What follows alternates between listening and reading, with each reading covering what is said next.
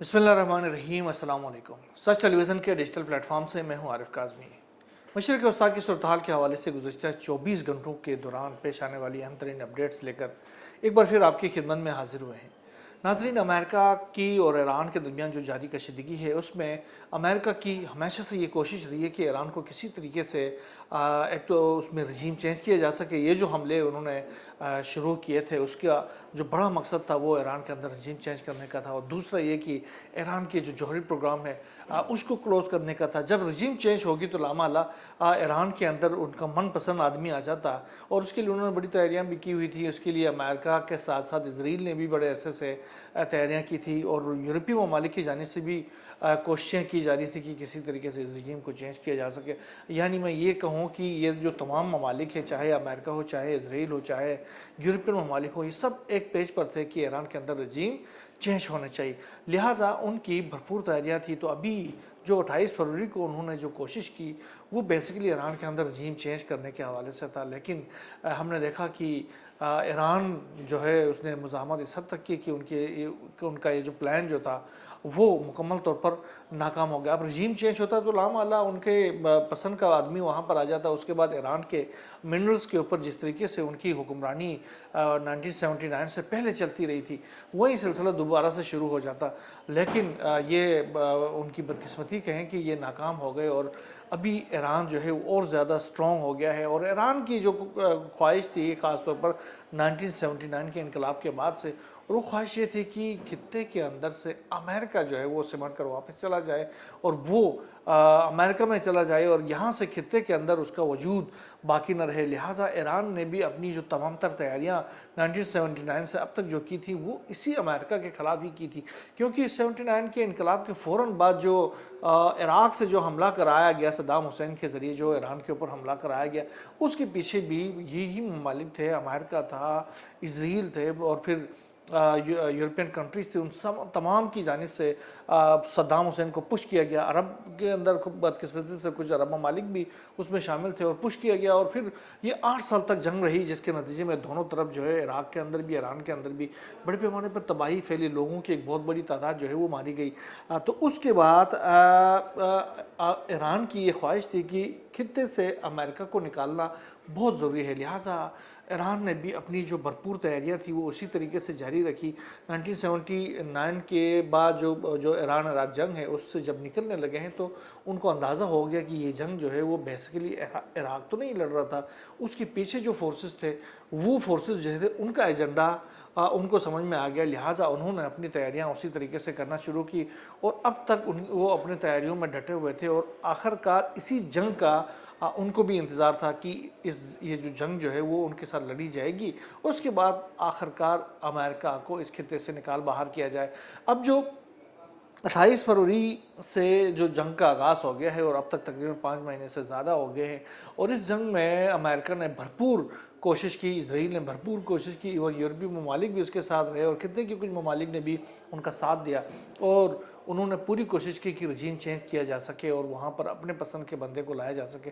उसमें नाकाम हो गए, और ईरान ने न सिर्फ अमेरिका को धूल चटाई बल्कि इसराइल को भी धूल चटाई। और फिर खित्ते के अंदर अमेरिका की जितने भी बेसिस थे, 20 से ज़ायद बेसिस, खुद अमेरिका मान रहा, खुद इसराइल मान रहा, खुद यूरोपियन ममालिक मान रहे हैं कि 20 से ज़ायद जो उनके जो ठिकाने थे उनको ईरान ने मलियामेंट करके रख दिया है। और उसके बाद अमेरिका को इन ठिकानों के अंदर अब आगे मुझे नज़र नहीं आ रहा कि वो दोबारा से इन जो बेसिस है उनके अंदर दोबारा से कदम रख सकता है। लिहाजा बहुत सारे बेसिस तो उन्होंने रीलोकेट कर दिया है।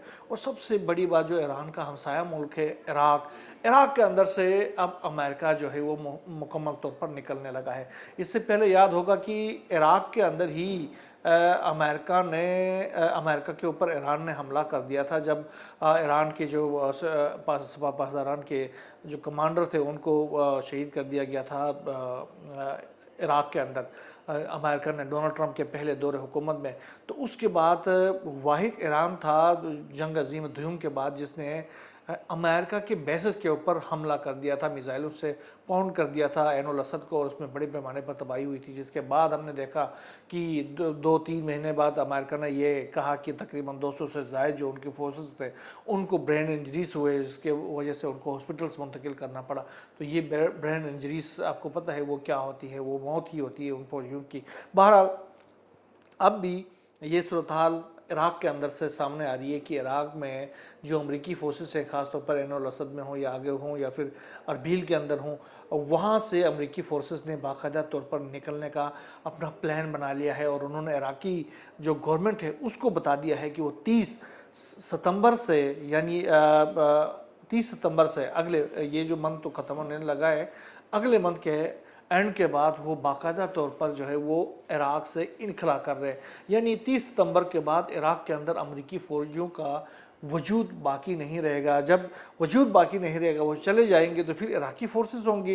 इराक़ के अंदर जो दीगर फोर्सेस है, पेशमर्गा फोर्सेस जो कुर्दिस्तान के अंदर है, और कुर्दिस्तान की सिक्योरिटी है, वो जो है वो वहाँ पर मौजूद जो एलिमेंट्स हैं उनके ख़िलाफ़ सरकोबी के लिए अपने किरदार अदा करना शुरू कर देंगे। यानी अब आप ये कह सकते हैं कि 1 अक्टूबर के बाद इराक़ के अंदर अमरीकी फ़ोर्सेस का वजूद बाकी नहीं रहेगा। ये बहुत बड़ी बात है, क्योंकि अमरीकी फ़ोर्सेस जो है वो ये जो एक्स्ट्रा टेरिटोरियल ये जो जंगें कर कर के ना, वो बहुत ही वो उकता गए हुए हैं, वो शदीद परेशानी का शिकार है, वो जहनी बीमारियों का शिकार हो गए। अभी हमने देखा कि गुज़श्ता दिनों जो इब्राहिम लिंकन है, USS इब्राहिम लिंकन, जो अमेरिका का एयरक्राफ्ट कैरियर है, उसके अंदर जो कशीदगी फैली थी, जो एक बड़े अरसे से उनको लाके समंदर में रखा हुआ है फ़ौजियों की बहुत बड़ी तादाद हो, इन फ़ौजियों की फैमिलीज़ ने अमेरिका के अंदर एक बहुत बड़ा मुजाहरा किया था।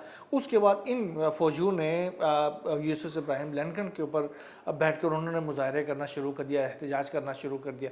उसके बाद क्या हुआ कि अमेरिका के जो सदर हैं डोनाल्ड ट्रंप, उनके मुशीर वहाँ पर चले गए। ये इतलात आई है कि उनके मुशीर वहाँ पर चले गए और उन्होंने वहाँ की जो सूरत हाल है उसका जायज़ा लेने के लिए चले गए।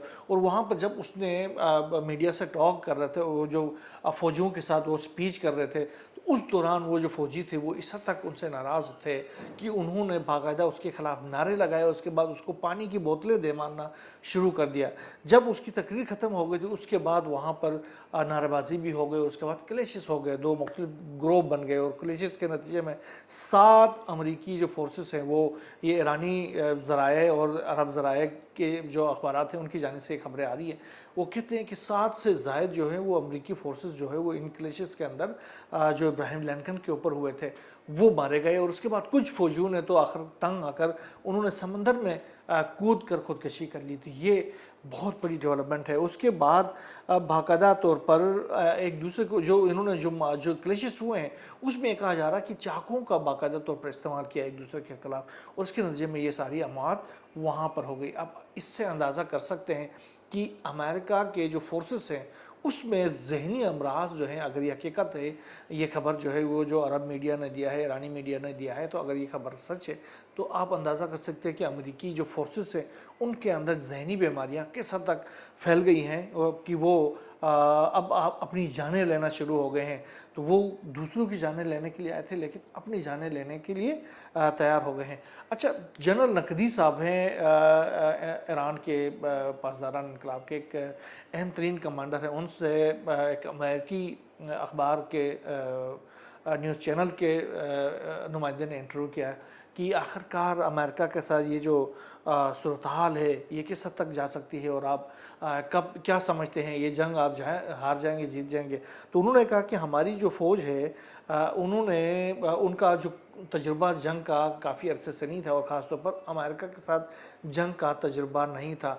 लेकिन ये जो हमने जो जंग लड़ी है 5 महीने तक अमेरिका के ख़िलाफ़, उस जंग में हमें अंदाज़ा हो गया है कि ये जो अमेरिकी फ़ोर्सेस हैं वो तो बहुत ही कमज़ोर तरीन फ़ौज है, और उसमें हमारा तजुर्बा जो है उनके ख़िलाफ़ लड़ने का वो बहुत वसी हो गया है, और हमने अंदाज़ा कर लिया है कि ये इनको किस तरीके से शिकस्त दी जा सकती है। और हमारी तवक्कुआत से कहीं ज़्यादा इस तमाम अरसे के अंदर ये फ़ौज जो है वो कमज़ोर फ़ौज निकली, और हमने ये सीख लिया कि इनको किस तरीके से कैसे कैसे हमने इनको नुकसान पहुँचाना है, इनको तकलीफ़ पहुँचाने और इनको हमने शिकस्त देनी है, तो ये हमारे लिए एक बहुत बड़ी फ़तह है। और उन्होंने साथ साथ ये कहा कि हम इस जंग को अब हम एक लॉन्ग टर्म के लिए भी हम इसको घसीट के आगे लेके जा सकते हैं। तवील जंग अगर हमारी अमेरिका के साथ होती तो फिर हमारे लिए अब कोई मुश्किल नहीं रहा कि हम अमेरिकियों को वो हम उनके साथ प्ले कर लें।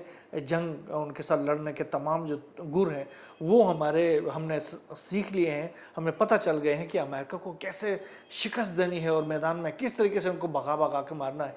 ये जनरल नकवी साहब ने कहा है और वो कहते हैं कि हम इस जंग को प्रोलॉन्ग कर सकते हैं, इस जंग को तवील मुद्दत के लिए हम इसको लेके जाने की हमारे पास वो सलाहियत भी मौजूद है, वो खसूसियत भी मौजूद है, तो हम ये कर सकते हैं। तो ये कुछ अमेरिका और ईरान के दरमियान जो सूरत-ए-हाल है वो है।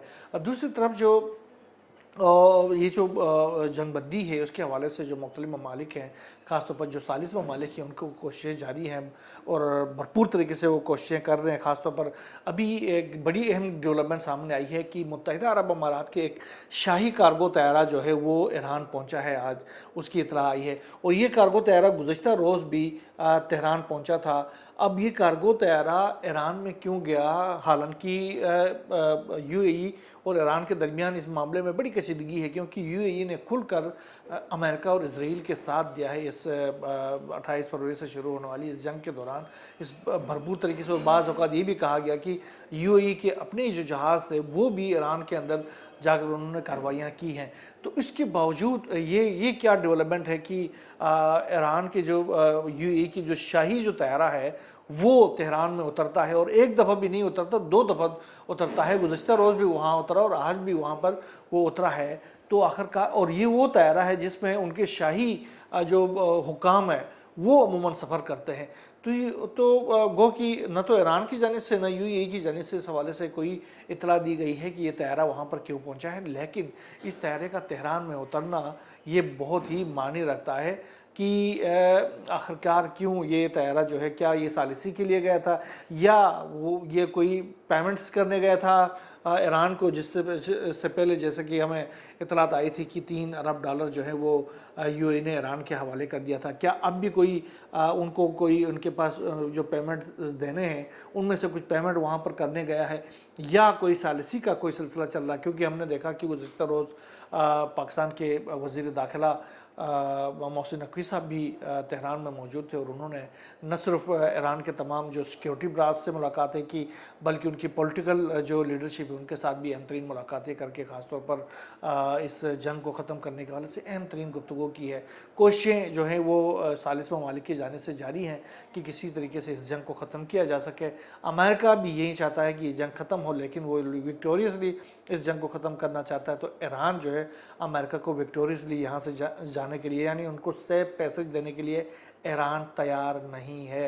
लिहाजा ये जंग प्रोलॉन्ग हो रही है। अगर अमेरिका ईरान की जो 6 जो शराइत हैं उनको तस्लीम कर लेता है तो ये जंग जो है वो आज ही ख़त्म भी हो सकती है।